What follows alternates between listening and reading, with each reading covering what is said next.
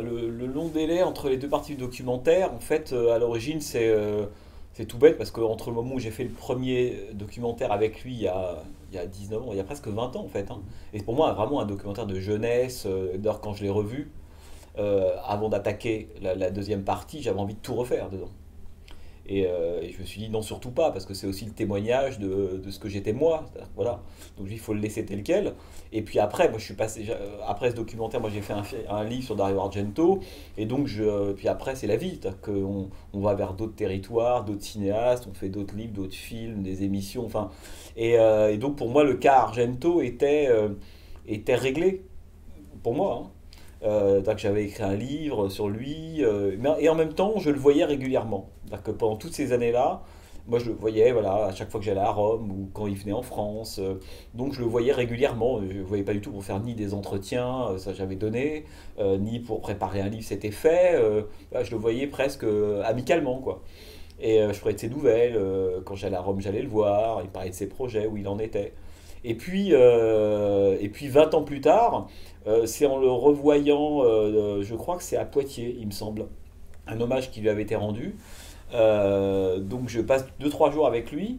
Et puis je me dis, ah bon, ben, ça fait quand même 20 ans, enfin ça fait plus de 20 ans que je le connais. Et c'est là que me vient l'idée. En fait, l'idée, elle vient de deux choses. La première, c'est que je me dis, c'est une chance formidable, en fait, d'avoir côtoyé comme ça un cinéaste pendant 20 ans.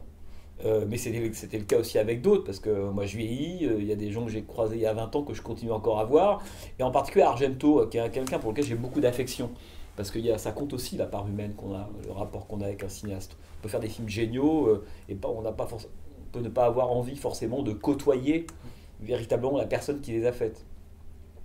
Et donc je me suis dit, c'est une chance formidable, et j'ai pensé à ça, et je lui dis, écoute, ça te dirait pas, j'ai une idée. Et l'idée, elle vient en fait tout simplement d'un doc qu'avait tourné André Labarthe sur John Cassavetes, que j'aime beaucoup, qui est un doc tourné en deux parties sur trois quatre ans d'écart, où Labarthe suit Cassavetes qui arrive à Hollywood, peut-être dans les étoiles, il pense qu'il va tout dévorer, que le monde va s'offrir à lui. Et puis il le retrouve 4 ans plus tard, et là c'est la gueule de bois. Et j'ai toujours adoré ce cut, moi j'aime beaucoup les cuts au cinéma, enfin les grands cuts, hein. Ouais. Et je me suis dit, on va faire pareil. Et donc je dis à Dario, écoute, voilà mon idée. On va tourner la suite du documentaire qu'on a tourné il y a 20 ans. Mais ça sera en scope, en noir et blanc, et je te suis à Rome, dans des endroits que tu découvriras. Et voilà. Et donc je lui soumets d'abord l'idée. Il me dit ah oui, c'est formidable, moi je veux bien. Et donc le truc s'est fait très très vite comme ça. Je suis parti vraiment de l'idée du cut, c'est-à-dire que j'aurais pas retrouvé le premier film où il n'y avait pas le passage de l'un à l'autre. En fait, je faisais pas ce film sur lui. Et donc il a apprécié en fait l'idée. Et puis Argento, il a quand même bientôt 80 ans. Et donc ça aussi, moi, ça doit être mon côté mémoire. Il faut aller voir les gens tant qu'ils sont encore vivants. Il y en a tellement qu'on n'a pas vu alors qu'on aurait pu aller les voir. Je me suis dit, je sentais quand même que c'était maintenant qu'il fallait aller voir Dario. Et puis moi, il y a eu des gens comme Romero, comme Toby Hooper et d'autres que j'avais beaucoup côtoyés et qui, au cours des deux-trois années où Cimino qui précédait, étaient partis. Je me suis dit, il ne faut pas manquer ça avec Dario. Et puis, le personnage m'émeut, Dario Argento, son statut aujourd'hui. Je trouvais que ça racontait énormément de choses de l'évolution d'un cinéaste, d'un pays, d'une cinématographie, et le temps qui passe, quoi. Et donc voilà. Et donc le truc s'est mis en fait en place extrêmement rapidement, sachant que moi je voulais faire pour le cinéma évidemment, pour la télévision j'aurais jamais pu faire un truc pareil. Et donc une fois que j'ai trouvé un producteur, et c'était un petit budget, on est loin de We Bluey, tout autre projet, hein, mais c'est pas grave, moi j'avais envie de faire un tournage un peu guérilla, on était 5 sur le tournage, on était complètement calé au pas d'Argento, on a beaucoup bossé, hein, mais on était vraiment, on le suivait, quoi, c'était ça l'idée. Et c'est comme ça que voilà, le film s'est fait, ce qui explique les 20 ans d'écart entre ces deux parties.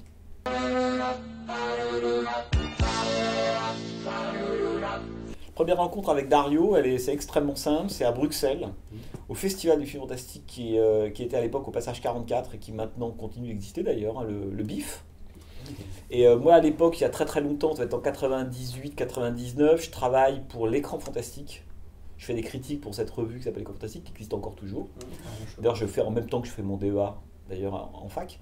Et puis j'apprends que le fantôme de l'opéra va être présenté au BIF. Donc évidemment, je dis, bah, j'y vais. J'y vais pour à la fois couvrir le festival et surtout pour aller voir le film d'Argento et pour le voir lui, faire une demande d'entretien avec Dario. Et donc lui accepte, il me connaît, il habite d'Adam, mais il connaît la revue, donc il accepte le principe. Et donc il se trouve que je le rencontre un peu avant, puisque je suis dans de gigantesque hôtel à Bruxelles, doit s'appeler le Métropole ou quelque chose comme ça. Et un jour, je prends l'ascenseur, et alors que la porte est en train de se fermer, il y a quelqu'un qui appuie et qui me demande, je repère un accent de laisser la porte ouverte, c'est Dario, qui arrive dans l'ascenseur, on se retrouve ensemble, et je lui dis, voilà, je me présente, on va se voir bientôt, type absolument adorable. Et la première rencontre avec Dario Argento, c'est dans l'ascenseur à Bruxelles. Et après, je fais un entretien avec lui, et puis après, c'est une longue histoire avec lui, parce que quand moi j'ai l'idée de faire un bouquin pour les Cahiers du cinéma, les Cahiers du cinéma à l'époque me demandent, alors que j'ai fait 2 ou 3 livres, je ne sais plus, si j'ai un projet de livre que j'ai envie de faire pour eux, et moi dans la collection auteur notamment, et je leur dis, moi je rêve de faire un livre sur Dario Argento. À l'époque, ça grince des dents au Cahiers du cinéma. L'éditrice Chloé Paco me soutient terriblement, mais les 3/4 des éditions de l'Étoile et les gens de la rédaction se disent, mais qu'est-ce que c'est que ce délire? Faire un bouquin sur Dario Argento au milieu d'un bouquin sur Ford, Buñuel, Tarkovsky, il y a un problème. Mais elle tient bon. Et donc, je suis très content, et lui est très touché de fait d'avoir un livre en fait sur lui dans la collection auteur au Cahiers du cinéma, et ça va même l'aider en Italie, parce que voyant que les cahiers, en certaine façon, ont reconnu ou ont panthéonisé Argento, ça détend tout le monde. Et derrière, les Italiens et d'autres vont se dire, bon, alors si les cahiers ont fait un truc sur Argento, on peut y aller. C'est pas si honteux d'aimer Dario Argento. Et puis maintenant, c'est devenu le super auteur célébré. Enfin, voilà. La question de l'intérêt de Dario Argento se pose plus, sauf pour les aveugles. Mais je veux dire, c'est pas, enfin, je veux dire, la bataille, elle est, même la guerre, elle est gagnée, quoi. Enfin, j'espère.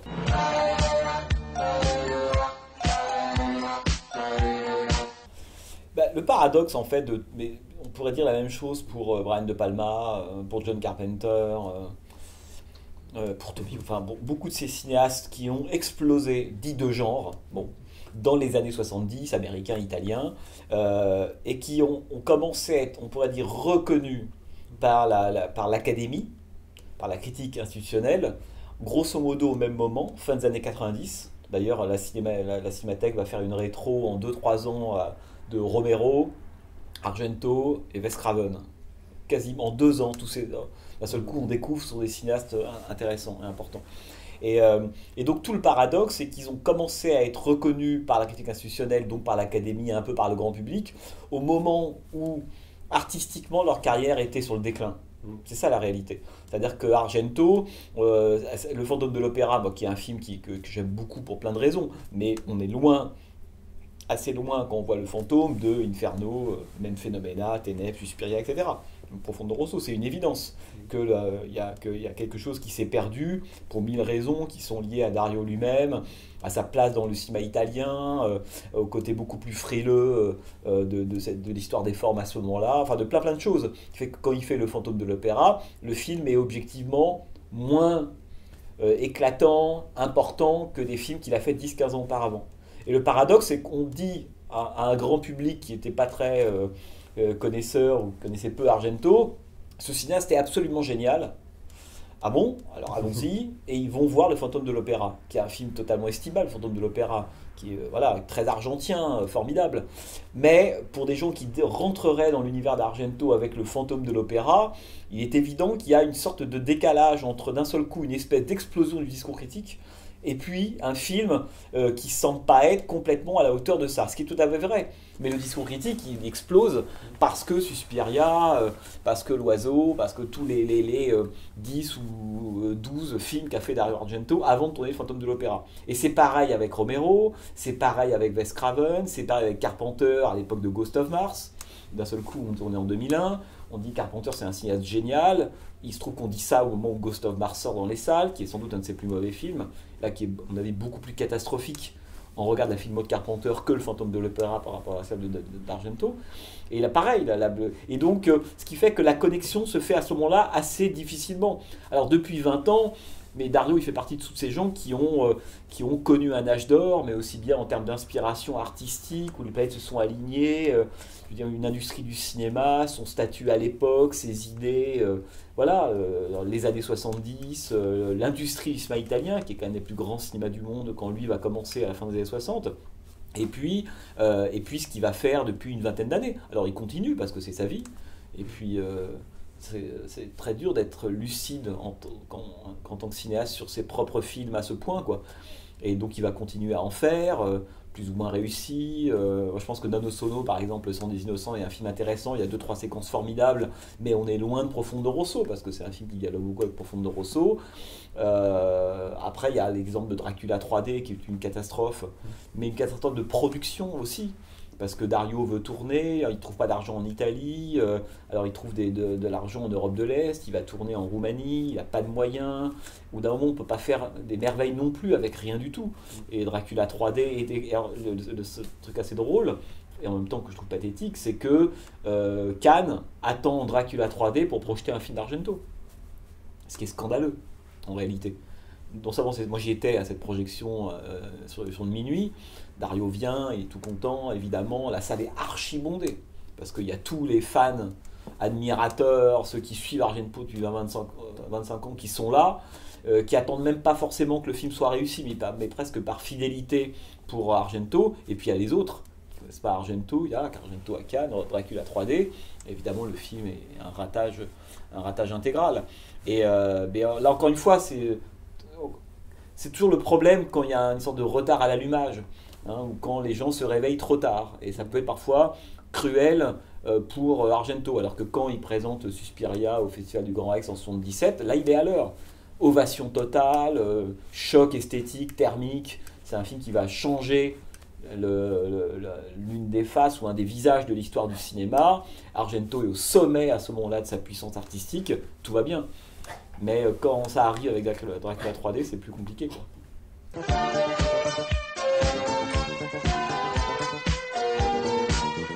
En fait, il y a deux façons de considérer en fait, cette première partie de la carrière d'Argento.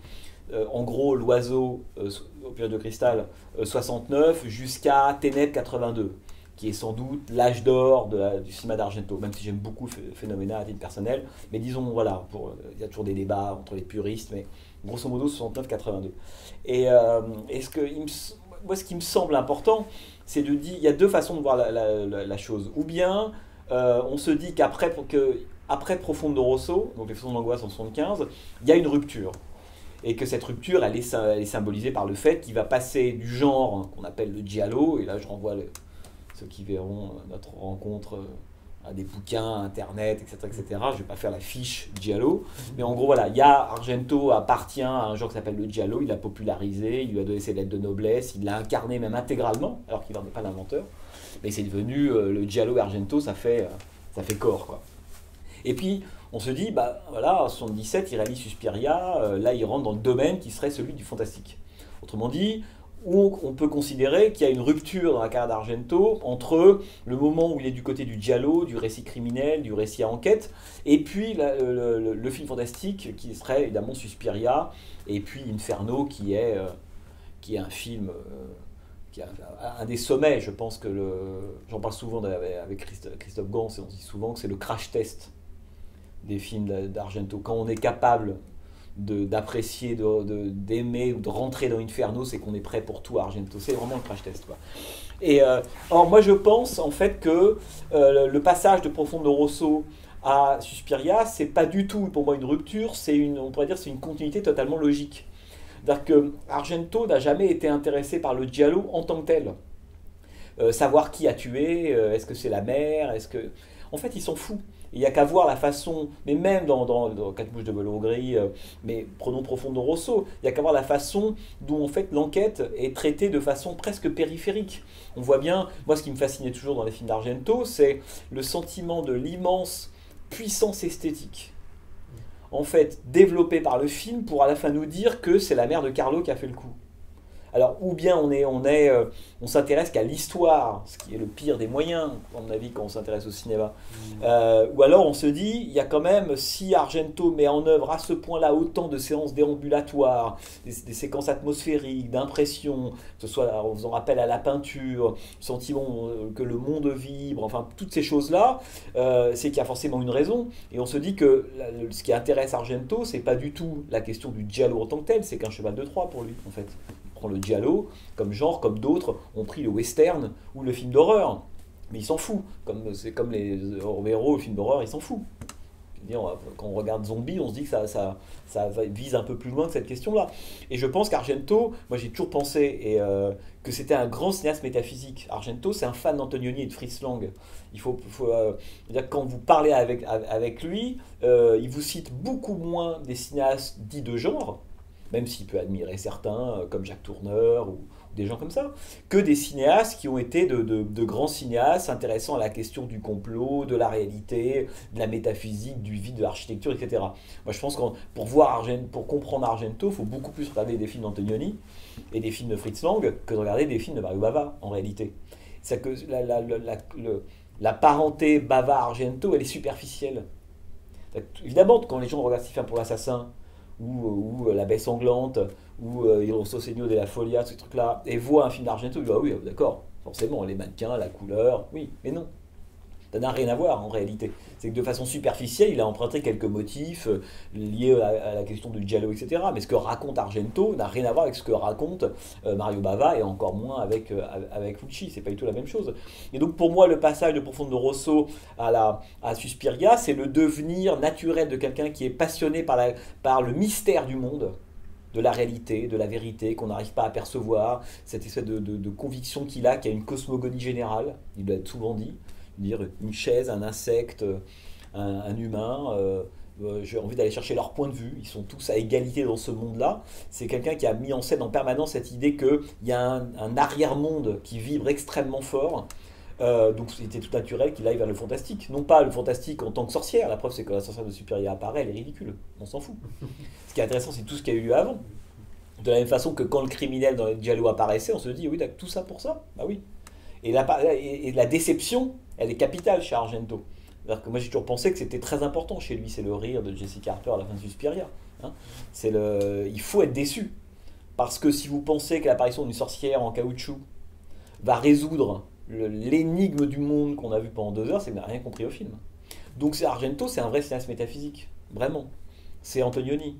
C'est l'éclipse. C'est pour ça que moi, dans le film, ça m'intéressait d'établir ce dialogue qui est un dialogue aussi esthétique. C'est-à-dire que le fait que Argento croise, enfin que je fasse croiser fantasmatiquement en fait Argento et Monica Vitti, c'était pour moi un commentaire un peu détourné, un peu crypto sur l'œuvre d'Argento elle-même. C'est que pour comprendre Argento, il faut imaginer la rencontre avec Antonioni. Et voilà.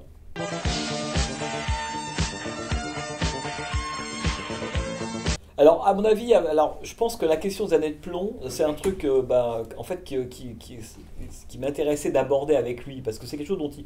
En fait, le problème de la lecture qu'on fait d'Argento, c'est que, je dis ça, et pourtant j'ai fait un livre, donc je suis un des artisans de ça, c'est pas ce que je veux dire. C'est qu'à un moment, on a le sentiment qu'on a un peu bloqué, ou verrouillé la lecture des films d'Argento. Comme si tout avait déjà été dit, ce qui est sans doute vrai à 90%. Mais il y a quelque chose on n'a jamais abordé avec lui, et moi ça m'intéressait de le faire dans le film, c'était Argento comme un individu qui traverse une période très particulière de l'histoire de l'Italie, qui sont effectivement les années de plomb, de Piazza Fontana en 69 jusqu'à Aldo Moro en 78. C'est un citoyen, quelqu'un qui est très intéressé par la politique, qui a une grande culture historique. Or, le fait d'en faire uniquement un cinéaste de genre, intéressé en gros par la peinture, Hitchcock, les motifs, la mort et les gants, en fait, ça le coupe aussi de cette histoire-là. Et moi, j'ai toujours aimé les liens entre l'esthétique, l'histoire, la politique, tout ça pour ça se mélange. Et je pense que le giallo, par exemple, c'est un genre des années de plomb. C'est-à-dire que, alors effectivement, on peut se dire ça vient d'Hitchcock, ça vient du Crimi, il y a une généalogie dans l'histoire du cinéma de le giallo. Ouais, mais le giallo, c'est quoi le giallo? C'est quoi les 2 grands thèmes du giallo? Un, cette idée qu'on est toujours surveillé et qu'à tout bout de champ, on peut se faire tuer sans le savoir. Et deux, la mise en scène de la bourgeoisie comme une classe complètement décadente. Voilà. Ça, ce sont les années de plomb. C'est-à-dire que quand on regarde Profondo Rosso, et je pense que le terme Rosso, c'est pas uniquement la question du rouge et de la couleur ou l'aphorisme à la Godard. Le Rosso dans les années 70, ça renvoie à la fois à des journaux de lutte, évidemment aux Brigades Rouges, etc., etc. Et je pense que c'est aussi un commentaire sur les années de plomb. Je pense que la question du cadavre, qui m'a toujours beaucoup intéressé dans Profondo Rosso, hein. En gros, c'est un film qui passe son temps à faire le tour d'une villa pour en nous dire qu'il y a une pièce cachée qui renferme un cadavre. Et ce cadavre-là, il a 10-15 ans, c'est la bourgeoisie, c'est le cadavre de l'histoire, c'est le cadavre de l'histoire de l'art, etc., etc. C'est aussi le cadavre des années de plomb, hein. Et je pense que c'est absolument passionnant de voir Argento aussi comme un cinéaste qui est totalement marqué par la question politique. Dans le film, il en parle d'ailleurs, il a souvent dit que la question du nazisme et du fascisme sont des choses qui l'ont intéressé, qui l'ont même influencé quand il fait Phénoména. Je veux dire, on voit que l'imagerie en fait fasciste, nazie ou mussolinienne dans Ténèbres est présente, hein. Et je pense que quand il le dit lui-même, j'ai imaginé quand j'ai fait Ténèbres qu'il y a eu une apocalypse nucléaire, quand je fais Phénoména que les nazis ont gagné, etc. Quand j'ai fait le film, j'avais envie de mettre Argento dans ces lieux-là, notamment dans le quartier de Léour, qui est un quartier très célèbre de Rome, mais qui est le quartier du fascisme. Enfin, voilà. Donc c'est pour ça qu'à mon avis, le giallo, qui est un genre de l'inquiétude, qui est, le premier. Faut quand même se dire que le premier plan finalement d'un film d'Argento, le premier plan de l'oiseau, c'est une femme dans la rue, donc c'est une sorte de réalité italienne, etc., dont on se rend compte qu'elle est prise dans un objectif photographique. Et ça, cette espèce d'angoisse typique des années de plomb, et tous les gens qui ont tracé les années de plomb vous le diront, on ne savait pas, on rentrait dans une banque, dans une poste, une bombe pouvait exploser, du kidnapping, des fusillades, les années de plomb, c'est pas mai 68, hein. C'est une autre ampleur, hein. C'est quelque chose d'extrêmement important dans l'histoire de l'Italie, y compris même dans l'histoire de l'Italie contemporaine, par rapport à ce qu'il en reste, etc. Et je pense que dès l'oiseau au plumage de cristal, on se dit qu'évidemment l'homme qui fait ça, il vit pendant les années de plomb et que c'est un Italien. C'est tout de suite, quoi.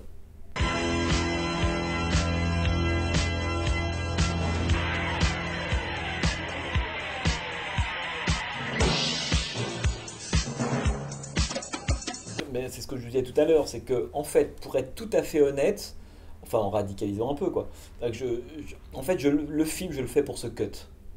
Voilà. C'est que moi, en fait, le film, il est construit par le milieu. Parfois, on construit un film du début à la fin, ou à partir de la fin. Bon, moi, je me suis dit, c'est à partir de ce milieu-là qu'on va construire. Il faut c'est toute l'histoire du film, c'est les 20 ans qui passent dans la colure. Hein, ouais, c'est cette espèce par exemple, moi, je pense souvent au cut de Voyage au bout de l'enfer, qui est pour moi un des plus beaux cuts de l'histoire du cinéma, le moment où George Zunza est en train de jouer son nocturne de Chopin, on entend les pas d'hélico et on les retrouve au Vietnam. Il y a des grands raccords comme ça, la porte du paradis, la fin de la fête à Harvard, cut et on retrouve Christopherson 15 ans plus tard, vieilli avec une barbe dans le train.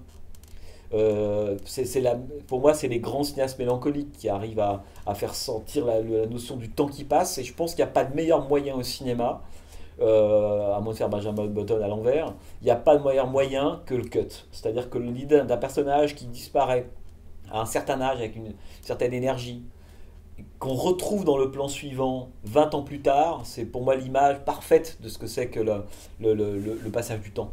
Et c'est ça que je voulais faire avec Argento. C'était qu'on ressente immédiatement le temps qui passe, tout de suite. C'est-à-dire que je lui avais d'ailleurs demandé, je lui avais dit, écoute, on va tourner la suite du documentaire, mais on va repartir de l'endroit exact, hein, de là où on s'était quitté il y a 20 ans. Hein, donc un endroit vers la Villa Ada, la même grille, etc. etc., etc. Et c'était très important, le fait qu'il s'en aille par cette grille-là, et qu'on le retrouve 20 ans plus tard. Et donc voilà, c'était ça pour moi l'idée. Alors après, le passage au noir et blanc au scope, d'abord parce que j'avais envie de l'inscrire dans une histoire, de filmer Rome en noir et blanc, et lui en noir et blanc, de mettre aussi le noir et blanc du cinéma italien du début des années 60. C'est aussi la mythologie, qu'en fait ça fait d'Argento quelque chose entre le mythe et le fantôme. C'est voilà ce qu'il est. Or, j'allais pas lui dire, alors Dario, t'en es où aujourd'hui après 20 ans, les films c'est compliqué, etc. Donc je veux dire, c'était à moi de trouver des solutions esthétiques pour qu'on comprenne tout ça. Et lui, quand il a vu le film, il a très bien compris ça. Mais quelque chose de l'ordre de aussi de la pudeur ou de la, voilà, de la réserve. C'est qu'il fallait que je trouve un moyen d'être juste. C'est pas parce que j'admire Argento, il fallait quand même être, et parfois la justesse peut être cruelle. Hein. Et pour moi, le noir et blanc et le scope, d'abord le scope, c'est son format. Et j'avais vraiment envie d'inscrire Argento en fait dans la mythologie et l'histoire avec un grand H du cinéma. Et donc je me suis dit évidemment qu'Argento sera filmé en noir et blanc. Hein, c'était pour moi très très important. Parce que la couleur, après il y a la question de la couleur avec. Là, c'est ce qu'on fait par exemple. Quand on fait un truc sur Argento, le réflexe qu'on a, c'est de se dire on va faire du Tovoli. Oui. Non mais je veux dire par là, et moi je voulais surtout pas à aucun moment dans la seconde partie me retrouver à singer le style d'Argento. Ça aurait été ridicule, grotesque, etc. Donc j'avais envie au contraire de prendre complètement le contre-champ, puisqu'on est à la fois du côté du cinéma italien des années 60, la question de Léour, du fascisme, de l'éclipse d'Antonioni, de cette histoire qui déréalise. Ça me plaisait aussi, cette idée que le noir et blanc c'est génial pour ça. C'est que ça inscrit dans l'histoire et en même temps ça crée une dimension tout de suite fantastique, qui n'est pas réaliste. Je voulais surtout pas d'une image réaliste, moi, d'Argento, aujourd'hui, filmée pendant 8-10 jours. Ça m'intéressait pas. J'avais au contraire envie de quelque chose qui lui donne une sorte d'aura, quoi. Hein, et qui l'inscrive vraiment à la fois, encore une fois, comme une sorte à la fois comme un fantôme, ce qu'il est malgré tout devenu aujourd'hui. Hein, un fantôme qui est invité, mais un fantôme presque de lui-même, à cause de l'âge qu'il a, sa situation dans l'histoire du cinéma italien. Et aussi un mythe, c'est-à-dire que voilà, l'inscrire dans sa ville, parce qu'Argento, quoi qu'il en dise, ça reste un cinéaste romain. Oui, mais les films n'ont pas de nationalité, etc. C'est pas vrai. Argento, moi qui connais plutôt bien Rome, c'est un cinéaste 100% romain. Argento n'aurait jamais fait les mêmes films s'il était né dans un autre pays, ou voire même à Milan ou à Naples. Voilà, vraiment un cinéaste italien et un cinéaste romain. Donc j'avais envie pas pour la fin, mais j'avais envie que cette seconde partie se passe chez lui, quoi, sur son terrain à lui, et puis dans des endroits qu'il a connus ou côtoyés.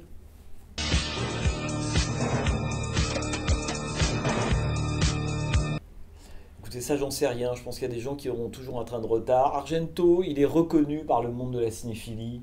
Alors après, vous me direz, le monde de la cinéphilie est large. Je veux dire, ceux qui ont fait le travail, aujourd'hui ils l'ont fait. Tout le monde devrait savoir qu'Argento est un cinéaste important. On peut remettre les couverts tous les 10 ans. Hein. Pourquoi pas. Mais pour moi, le cas Argento, il est réglé. Alors peut-être qu'effectivement, dans certaines revues, on ne le sait pas encore, mais tant pis pour eux. Qu'à l'université, ça mettra du temps, mais c'est pas grave. On sait que l'université est rarement totalement à l'heure, hein, par rapport à l'histoire des formes ou à l'histoire de la critique. Elle a entre 10 et 12 ans de retard. Mais le travail, il est fait. Du point de vue de la critique et des essais, que ce soit aussi bien en France, aux États-Unis, en Angleterre, en Italie, il y a un nombre d'ouvrages incalculables qui ont été écrits sur lui. Moi, j'ai le sentiment que, voilà, maintenant, c'est plus aux cinéastes eux-mêmes de faire vivre, ou aux spectateurs qui vont découvrir ces films de continuer à faire vivre Argento. Mais moi, j'ai assisté à beaucoup de projets de films d'Argento et parfois en sa présence. Il y a énormément de jeunes qui vont voir les films d'Argento. Moi, je me souviens, c'était au mois de janvier ou en décembre, j'étais à la Rome pour faire d'autres choses et j'en ai profité pour le voir. Et puis, je suis dans l'université de Rome 3 à un moment donné, qui est dans le sud de Rome, et je vois dans les couloirs d'université, donc un département cinéma assez important, une affiche pour une projection de Ténèbres, le lendemain, quelque chose comme ça, et en 35 mm. Et j'appelle Dario, je lui dis, bah, y a ton film qui passe, Ténèbres, tu viens le présenter. Il me dit, oui, je vais le présenter et tout, c'était au Palladium. Je dis, bah, je viens avec toi. Et donc, je débarque avec lui dans la salle. La salle était, je sais pas, 300, 350 personnes, était archi bondée. Et les 2 tiers des spectateurs étaient des gens qui avaient entre 22 et 30 ans. Hein. Est-ce que des cinéastes, malheureusement, hein, comme Antonioni, Fellini, Zurlini, Pasolini, peuvent dire la même chose aujourd'hui? J'en suis pas sûr. Est-ce que la jeune génération aujourd'hui, elle voit des films d'Antonioni? Non. difficilement. Eh oui. Donc Argento, en fait, je pense que le travail critique, sa place, elle existe, il est reconnu, et je dirais même qu'auprès de la jeune génération, en plus, il est tellement cité par d'autres cinéastes. C'est un cinéaste qui est tellement admiré, sans même parler du remake de Suspiria, mais en règle générale, c'est-à-dire que Argento, quelqu'un qui a vraiment marqué aussi les cinéastes d'après lui, et il le sait, et on le sait. Donc, à mon avis, je pense que le cas Argento de toute façon, est réglé, et je pense que sa postérité, elle est plutôt assurée. Ah, me semble-t-il, mais même comme Carpenter. Carpenter, il est adoré par un nombre de jeunes cinéastes américains, italiens, voire même français. Je sais pas, vous regardez des films de David Gordon Mitchell, regardez It Follows, c'est du Carpenter de A à Z. C'est des cinéastes, en fait, l'histoire du cinéma leur a donné raison. Voilà. Donc, ou comme on ne parlait pas ou de cinéaste qui moi me tient à cœur, qui est Michael Mann. Bon, bah, Michael Mann, il est dans l'ADN de l'essentiel des bons films américains qui se font aujourd'hui. Donc voilà, c'est chose faite. Donc la question du grand public, moi je sais jamais ce que c'est vraiment que le grand public, pour être tout à fait honnête, mais je pense que voilà, les gens qui doivent savoir savent qu'Argento est un cinéaste important.